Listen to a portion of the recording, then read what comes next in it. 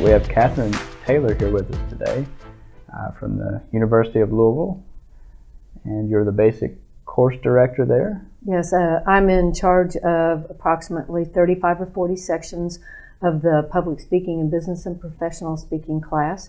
I also teach the advanced public speaking class, and we run a speaker center to help students with these skills and to hone their skills as speakers. And I've been there a while. Let's just put it that way. A long time. I've seen incredible students come through, and I've seen a lot of students, and I've taught a lot of classes. So that's all on that. Good. So what's your, and it may have changed over the years, but right now, what's your favorite part about teaching public speaking? I think seeing students progress and seeing students have that moment, I guess it's their aha moment of that they can do this, that all of a sudden everything that they've learned about it just sort of falls into place, and they realize that they can be a public speaker, and they may not want to, but they can do it, and they've got the skills, and it's given them confidence to go out and apply for other jobs or to move into companies and to work within the community with organizations or community-based organizations or in volunteer, and know that they have the skills that will take them where they need to go. And I think that's the change that we're seeing in that rethinking of public speaking. It seems like it is more in the news, and you read trends and what employers are looking for and that type of thing. And we have an article that has been in ink on their website, actually. I guess it might have been in the magazine as well, by Carmine Gallo. And the title of it is "Public Speaking is No Longer a Soft Skill."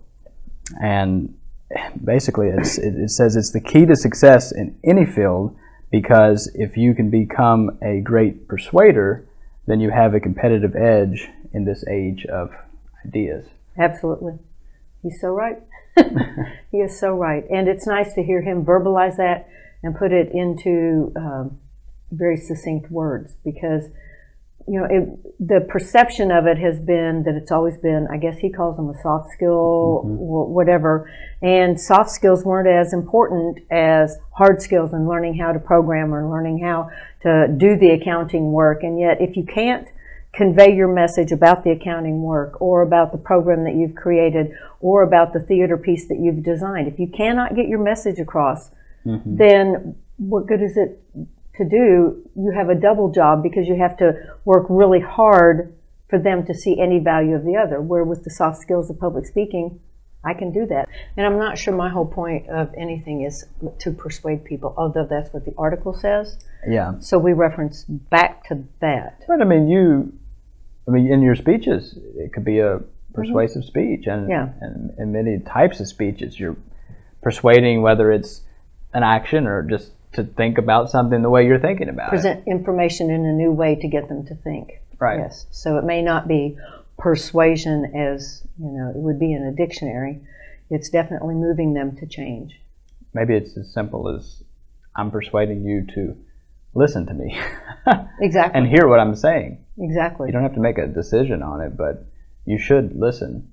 Well, in the public schools like K through 12, our system's set up with SBDMs, or school-based decision-making councils. And even there, even if you just bring in new information about, do we want to go with this program? Do we want to go with this textbook? You're using persuasion to show them, here's the reasons why. So ultimately, I do think that that's what we're using it for, and everything builds up to that. But we can still be informational people. So I would say you're pretty clear that you believe in the need for public speaking and communication education. What do you think about, how do you feel about certain institutions, higher education institutions, that are pulling the public speaking course out of their core curriculum? I feel I'm a little torn, because I don't like to say anything against other places, but I feel sorry in some ways for students, because they're not going to have this opportunity to get this apprehension or fear taken care of in a classroom. And because as we go into the business world and as we read articles and we go online and look at those things or go into the business field, these skills are really, really important. And some of the universities, you know, don't have time, don't have the function, don't have the money to be able to foster this. And so I feel very blessed that I'm at the school I'm at, because they really have taken the need for public speaking and the importance of it and made that something that is not going to go away in the gen ed classes. It's a core skill that they see. And so I think the students are the ones that at those other schools, they're happy they don't have to take it, okay? But they haven't recognized the value of it later in life. And some do choose to take the upper level courses or things like that because they've seen that skill, but they're still losing just a little bit of it. Well, and I think about, you know, I have my degree in engineering, and if I were at a school that did not include public speaking in their core curriculum, I would have never probably had to taken that Nor type would of you course. have taken it. No, probably not. No. Given a choice, people are not going to go, oh, yay, let me sign up. Yeah. You know, oh, I'm forced to, I'll have to do this in order to graduate. And yet almost all of them at the end of the semester go, this was one of the best classes I've ever had. Yeah. Bar none. It's one of those push outside your comfort zone Exactly. areas. Yeah. Exactly.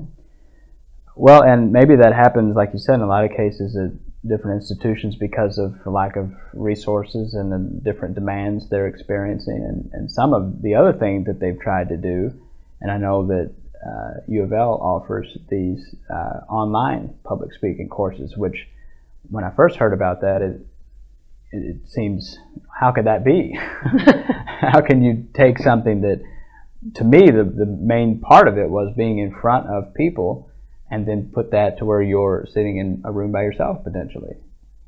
What do you think about online courses?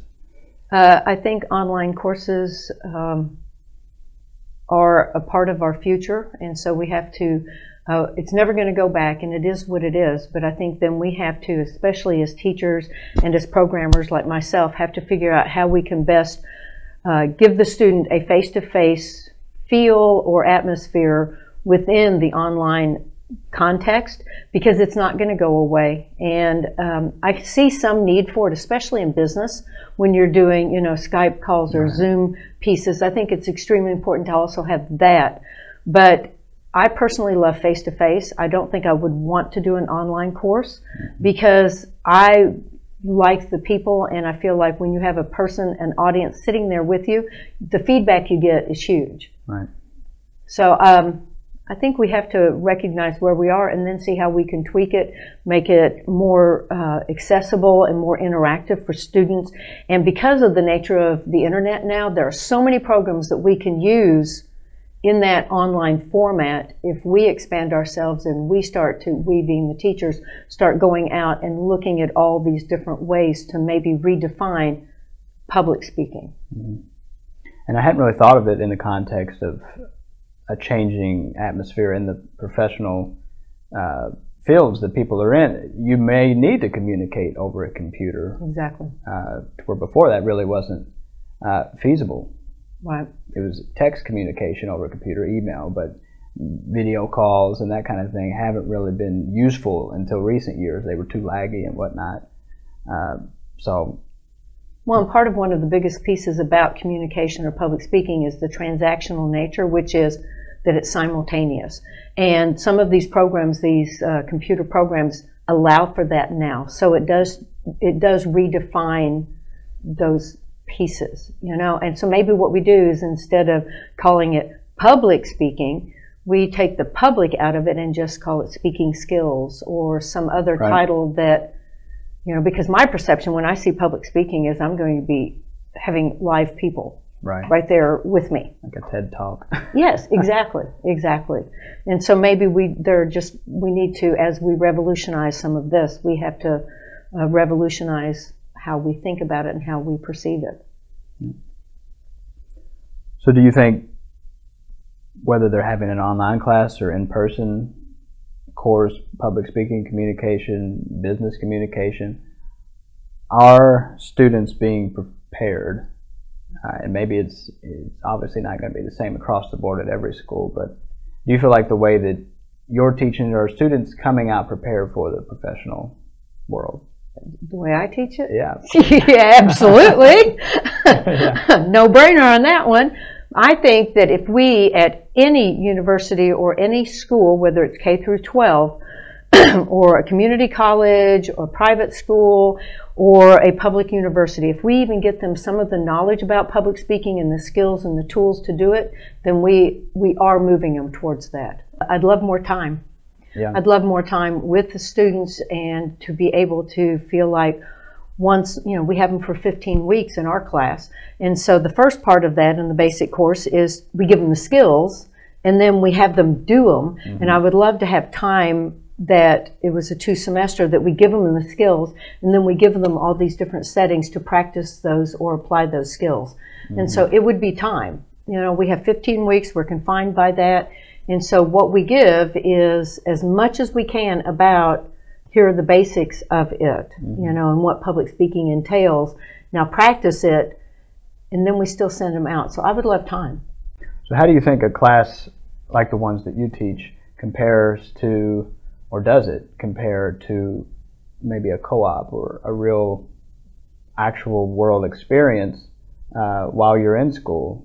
Do those have a place to maybe coexist, or does one replace the other? No, but that's a really good idea, because we could create an internship or a co-op that is public speaking based in the content or discipline area that the student has chosen, but it's really geared towards always doing presentations, always having this. So we could actually devise and develop our own internship towards it.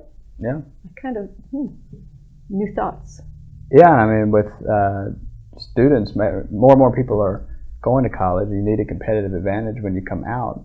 If you had a program geared toward giving you that kind of experience, knowing that employers are looking for that type of thing, if you had someone that was primed and ready, they've already gotten their feet wet and they've been out there a little bit, and they weren't just focused on doing work, but they were focused on doing the work and communicating what they're doing. Yeah, why they're doing it maybe. Well, there's an organization called NACE, National Association of Colleges and Employers, and if you look at the statistics or the data from them for many years now, some of the top skills that employers are asking for are communication skills.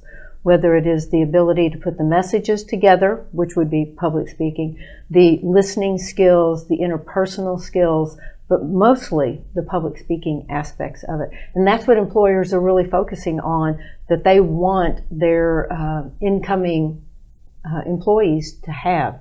So it kind of would combine that outcome, that organization saying how important it is, with putting it into use in an academic world. Mm-hmm. Part of it is that we still are, we being in the public speaking discipline, sometimes fight against, public speaking, it's not really important. It's one of those soft skills that we don't need, because we do need you to know how to be a bioengineer, or we need you to know how to do this. I think we need to know both. Mm-hmm. And so we're sort of fighting a preconceived notion of us. So that's part of the ongoing, thing that we have to look at and say, so how can we prove ourselves to these other places? And I think that goes back to your question about, the universities and online. And so we're still at that point of where we want to be and how we want to do it. And we have to recognize not everybody sees it the way that Gallo or, say, Warren Buffett or even Melinda Gates see it. They see communication as being something that's probably one of the greatest things you can learn how to be comfortable with. Mm-hmm.